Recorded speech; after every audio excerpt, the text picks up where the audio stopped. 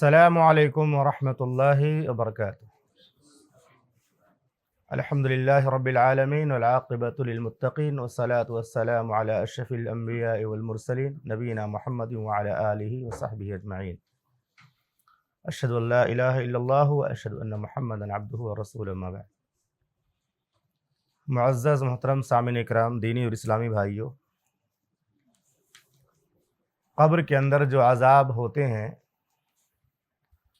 ان عذابوں کے اسباب میں سے دو اہم سبب کا یا دو اہم اسباب کا تذکرہ ہم کریں گے، یعنی عذاب قبر کے دو اہم اسباب جس سے بہت سارے لوگ نہیں بچ پاتے ہیں، یا دو ایسے گناہ جن کی وجہ سے قبر میں عذاب ہوتا ہے لیکن لوگ ان گناہوں سے بچتے نہیں یا ان کو بڑا گناہ نہیں سمجھتے، ان کی سنگینی کا احساس ان کو نہیں ہوتا ہے۔ اس سے متعلق صحیح بخاری اور مسلم اور دیگر کتابوں میں حدیثیں موجود ہیں۔ صحیح بخاری کی ایک روایت ہے جس کے راوی ابن عباس رضی اللہ تعالیٰ عنہما ہیں، اور یہ صحیح بخاری کی 6055 نمبر کی روایت ہے۔ ابن عباس رضی اللہ تعالیٰ عنہما بیان فرماتے ہیں، خرج النبی صلی اللہ علیہ وسلم من بعد حیتان المدینۃ، محمد رسول اللہ صلی اللہ علیہ وسلم مدینہ کے کسی باغ کے پاس سے گزرے، مدینہ کے کسی باغ کے پاس سے گزرے یا کسی باغ کے پاس سے تشریف لائے، آپ ادھر سے آ رہے تھے۔ فسمع صوت انسانین یعذبان فی قبورہما، آپ نے دیکھا کہ دو لوگ چیخ اور چلا رہے ہیں، اپنی قبروں میں دو لوگ چلا رہے ہیں، چیخ رہے ہیں، اور ان کو ان کی قبروں میں عذاب دیا جا رہا ہے۔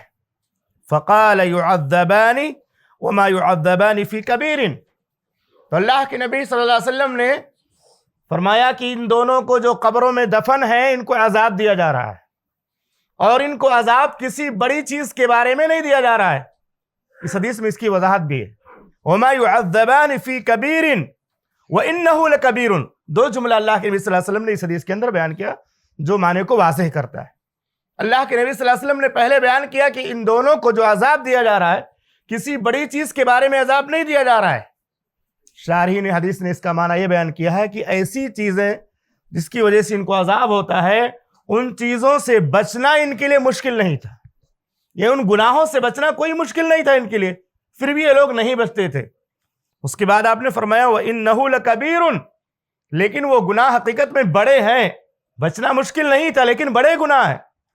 آپ صلی اللہ علیہ وسلم نے آگے فرمایا كَانَ أَحَدُهُمَا لَا يَسْتَتِرُ مِنَ الْبَوْلِ، ان میں سے ایک ایسا شخص ہے جو پیشاب کے چھینٹوں سے نہیں بچتا تھا، وَكَانَ الْآخَرُ يَمْشِي بِالنَّمِيمَةِ، اور دوسرا چغلی کرتا ہوا چلتا پھرتا تھا، چغل خوری کرتا رہتا تھا، ان کی بات ان تک ان کی بات ان تک، لڑانے کے لیے، فساد پیدا کرنے کے لیے چغل خوری کیا کرتا تھا۔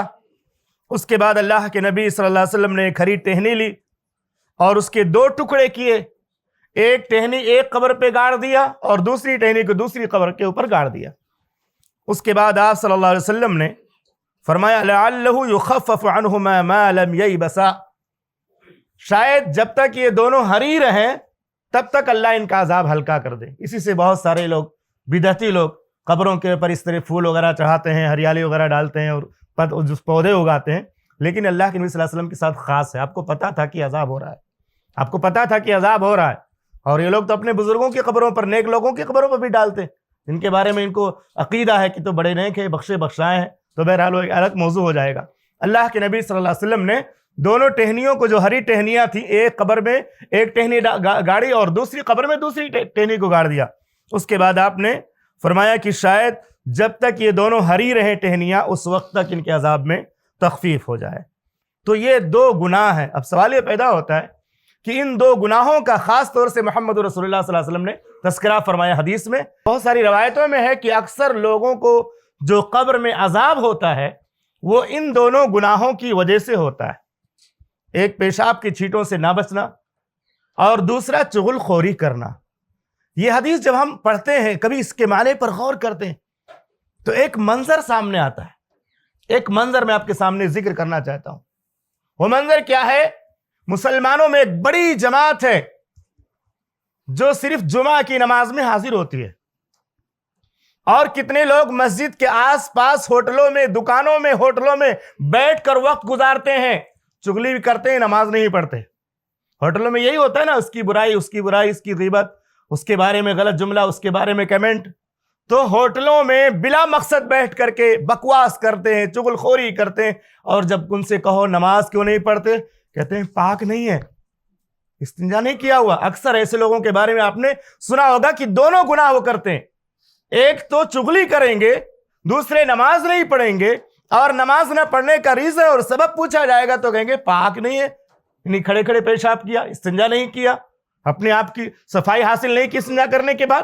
تو یہ میرے ذہن میں ایک منظر سامنے آیا جو مسلمانوں میں عام طور سے یہ دکھتا ہے کہ ہوٹلوں میں اور چوراہوں پر اور نکڑوں پر بیٹھنے والے جو نگاہی کی عادت جن کی ہوتی ہے، غیبت چغلی کرنے کی عادت ہوتی ہے، وقت اور ٹائم کو برباد کرتے ہیں اور ٹائم پاس کرنے کے لیے ایسی جگہوں پر وقت ضائع کرتے ہیں، تو یہ دونوں طرح کے گناہ عام طور سے ان میں پائے جاتے ہیں۔ غیبت اور چغلی والا معاملہ بھی ہوتا ہے، یعنی چغل خوری بھی زیادہ کرتے ہیں، اور دوسرے پیشاب کی چھینٹوں سے نہیں بچتے ہیں۔ اور یہی اکثر لوگوں کا جواب ہوتا ہے جو بے نمازی ہے، کہتے ہیں ہم صاف نہیں رہ پاتے۔ ارے کم سے کم اس عذاب کو تو سوچو کہ تم صاف نہیں رہتے، تمہارے صاف نہ رہنے سے عذاب ہوگا تم کو، پیشاب کے چھینٹوں سے نہ بچنے کی وجہ سے قبر میں عذاب ہوتا ہے، چغلی کرنے کی وجہ سے، چغلی خانے کی وجہ سے عذاب ہوتا ہے۔ اور اللہ کے نبی صلی اللہ علیہ وسلم کی یہ سنت تھی کہ آپ صلی اللہ علیہ وسلم جو عصا لے کر، لاٹھی لے کر چلتے، اس میں لوہے کی پھلی لگی ہوتی تھی نیچے، جہاں آپ کو پیشاب کرنے کی حاجت آتی، زمین کو نرم کر لیا کرتے تھے، زمین کو کریت کر کھود کر کے نرم کیا کرتے تاکہ چھینٹے اوپر نہ آئے۔ مجبوری میں اللہ کے نبی صلی اللہ علیہ وسلم نے کھڑے ہو کر پیشاب کیا اور نہ بیٹھ کر پیشاب کرنا، یہ محمد رسول اللہ صلی اللہ علیہ وسلم کی سنت تھی، مجبوری تھی، وہاں پہ گندگی تھی، وہاں بیٹھنے کی گنجائش نہیں تھی۔ تو کہنے کا مقصد یہ ہے کہ یہ دو بڑے گناہ ہیں، ان کو لوگوں نے ہلکا سمجھ لیا ہے۔ اور ایک اور اہم بات بیان کر کے میں اپنی بات ختم کرتا ہوں۔ امام ذہبی رحمہ اللہ نے ذکر کیا، فرماتے ہیں قال ذهب بعض اہل العلم مناسبت الذنبین للعقوبتین، کچھ اہل علم نے ان دونوں گناہوں کا سبب ذکر کیا ہے کہ ان دونوں گناہوں کی وجہ سے قبر میں عذاب کیوں ہوتا ہے، پیشاب کے چھینٹوں سے نہ بچنے کی وجہ سے عذاب کیوں ہوتا ہے، اور چغل خوری کی وجہ سے عذاب کیوں ہوتا ہے۔ تو اس کی مناسبت جو ہے بعض اہل علم نے بیان کی ہے۔ مناسبت کیا ہے؟ کہتے ہیں اللہ کے نبی صلی اللہ علیہ وسلم نے فرمایا وَأَوَّلُ مَا يُحَاسَبُ عَلَيْهِ الْمَرْءُ يَوْمَ الْقِيَامَةِ، سب سے پہلا گناہ جس کی وجہ سے ایک انسان کو عذاب دیا جائے گا، یہ سب سے پہلا عمل جس کے بارے میں بندے سے پوچھا جائے گا، وہ نماز کا پڑھنا نہ پڑھنا ہے، نماز ادا کرنا اور نہ ادا کرنا ہے، نماز کی پابندی کرنا اور پابندی نہ کرنا ہے۔ اللہ کے نبی صلی اللہ علیہ وسلم نے فرمایا سب سے پہلے بندوں کے اعمال میں سے حقوق و لباس سے متعلق کسی عمل کے بارے میں سوال ہوگا تو کون سا عمل ہوگا؟ نماز کا عمل ہوگا، اور نماز بغیر طہارت کے قبول نہیں کی جاتی۔ آدمی طاہر نہیں رہے گا، پاک نہیں رہے گا، اس کی نماز قبول نہیں ہوگی۔ اور یہی تو بے نمازی لوگ بولتے ہیں ہم پاک ہی نہیں رہتے تو نماز کیسے پڑھیں گے؟ تو یہ ریزن بتایا ہے بعض اہل علم نے کہ چونکہ جو پہلا سوال ہوگا وہ نماز سے متعلق ہوگا، اور جو چھینٹوں سے نہیں بچتے ہیں پیشاب کے وہ بے نمازی ہوتے ہیں، ان کی نمازی قبول نہیں ہوگی۔ اور دوسری جو بات ہے غیبت کی، اس کے بارے میں بعض اہل علم نے یہ لکھا ہے کہ جو دوسرا عذاب ہے غیبت کی وجہ سے جو عذاب ہوگا وہ کیوں ہوگا؟ کہتے ہیں کہ قیامت کے دن حقوق العباد سے متعلق جو پہلا سوال ہوگا وہ قتل کے بارے میں ہوگا، خون کے بارے میں ہوگا، اور دنیا میں جو خوریزیاں ہوتی ہیں، جو قتل کے واردات اور واقعات ہوتے ہیں، ان میں اکثر یہ غیبت اور یہ چغل خوری، ان میں اکثر یہ چغل خوری بھی سبب ہوتا ہے۔ چغل خوری کی وجہ سے فساد برپا ہو جاتا ہے۔ کوئی آدمی کسی کے باپ سے جا کر کہہ دے تمہارا بیٹا ایسا کر رہا ہے، فساد پیدا ہو جاتا ہے۔ کوئی جا کر کسی کی بیوی کے سامنے شوہر کی برائی کر دے، فساد پیدا ہو جاتا ہے۔ کوئی کسی کے شوہر کے سامنے بیوی کی برائی کرے، جھوٹا الزام لگائے، ایسا تمہاری بیوی نے ایسا کیا، تمہاری بہن نے ایسا کیا۔ تو علماء نے لکھا ہے بہت سارے قتل کے جو واقعات ہوتے ہیں اس کا بنیادی سبب یہی چغل خوری ہوا کرتی۔